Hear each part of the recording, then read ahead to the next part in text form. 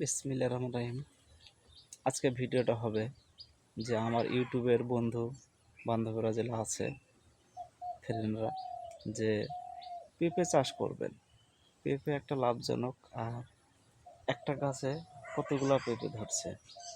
তো এতগুলা পেঁপে ধরছে, তো প্রতিটা গাছে মাশাআল্লাহ। আমার গাছে এখন পেঁপে আসতেছে, ফুল ফল এখন শুরু। তো আর 2টা মাস যাক, তখন আপনাদেরকে দেখাবো আরও কি হয়। তো আপনারা পেঁপে চাষ করুন।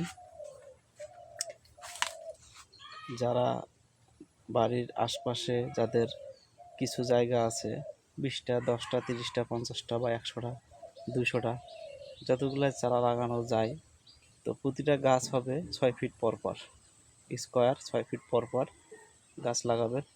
আর আশপাশে যেগুলো জায়গা আছে বেকার পড়ে আছে, এগুলো রাখবেন না, পেঁপে গাছ লাগাবেন, পাকা পেঁপে খাবেন। দেখুন আমার গাছে কি পরিমাণ পেঁপে ধরছে, আপনারা চাইলে করতে পারেন।